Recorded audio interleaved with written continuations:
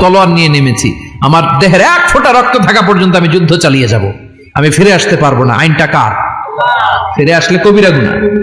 বিশ্বনবী বলেন, যুদ্ধের ময়দান থেকে ফিরে এসেছে এরকম কবিরা গুনাহ অবলম্বনকারীও যদি আস্তাগফিরুল্লাহ আল্লাযী লা ইলাহা ইল্লা হুয়াল হাইয়ুল কাইয়্যুম ওয়া আতুবু ইলাইহি পড়ে, ওই কবিরা গুনাহকারীকেও ক্ষমা করে দিবে কে? পড়তে রাজি আছেন তো? আবার সাইয়েদনা আবু বকর বললেন, ইয়া রাসূলুল্লাহ আল্লিমনি দুআআন আদউ বিহি ফি সালাতি, এমন দোয়া আপনি আমারে শিক্ষা দেন যেই দোয়াটা আমি নামাজে পড়তে পারি। বিশ্বনবী বললেন, পড়ো আল্লাহুম্মা ইন্নী যালামতু নাফসি যুলমান কাসীরান ওয়া লা ইয়াগফিরুয যুনুবা ইল্লা আনতা ফাগফিরলি মাগফিরাতাম মিন ইনদিক ইন্নাকা আনতাল গফুরুর রহিম। সুবহানাল্লাহ পড়েন। এটাও ইস্তেগফার। আমরা এটার বলে দোয়া মাসুরা, সালাম ফেরানোর আগে পড়ি না?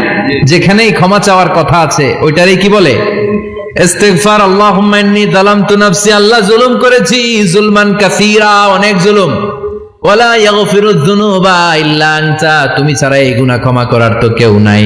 ফাগফিরলি মাগফিরাতাম মিন ইনদিক, তোমার দয়ায় আমারে ক্ষমা করে দাও। ইন্নাকা আনতাল গফুরুর রহিম, তুমি হলা ক্ষমাশীল। ঠিক কি না? এটাও ইস্তিগফার, এটাও পড়বেন। আর এই সব ইস্তিগফারের শ্রেষ্ঠ ইস্তিগফারের নাম সাইয়্যিদুল ইস্তিগফার। যত ইস্তেগফার হতে পারে এর মধ্যে সবচেয়ে শ্রেষ্ঠতম ইস্তেগফার নাম কি? কথা কন। বুখারীর বর্ণনা, শাদ্দাদ ইবনে আউস রাদিয়াল্লাহু তাআলা আনহু বর্ণনা করেন, এই সাইয়্যিদুল ইস্তেগফার দিনের বেলা যে পড়বে ওই দিনে মারা গেলে সে জান্নাতি। এই সাইয়্যিদুল ইস্তেগফার রাতের বেলা যে পড়বে ওই রাতে যদি ইন্তেকাল হয় ওই লোকটা জান্নাতি। মুখস্থ আছে না?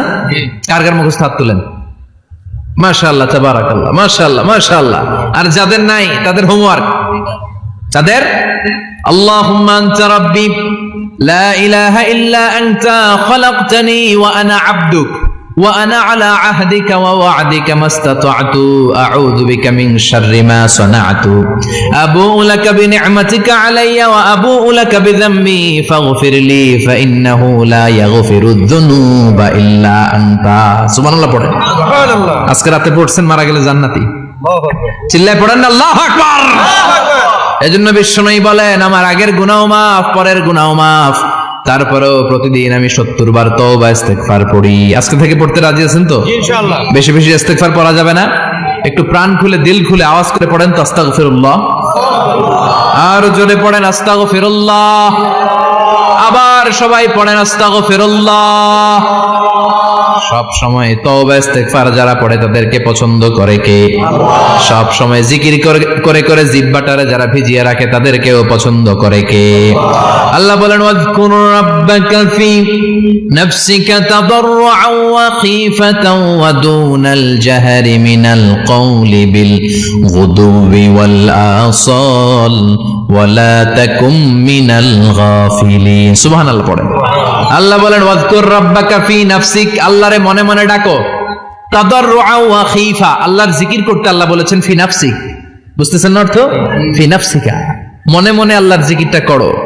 তাদাররুআন ওয়া খীফা, তাদাররুআন মানে বিনয়ের সাথে, with full of humility, submission and humbleness, বিনয়ের সাথে আল্লাহরে ডাকো। ওয়া খীফা, গোপনে গোপনে ডাকো। দুনাল জাহারি মিনাল কওল, চিৎকার চেঁচামেচি করে ডেকো না। কার কথা? আওয়াজ করে জিকির করো না। এই যে আমরা মাহফিলে লা ইলাহা ইল্লাল্লাহ জিকির করে, এটা তালিমান। উদ্দেশ্য কি?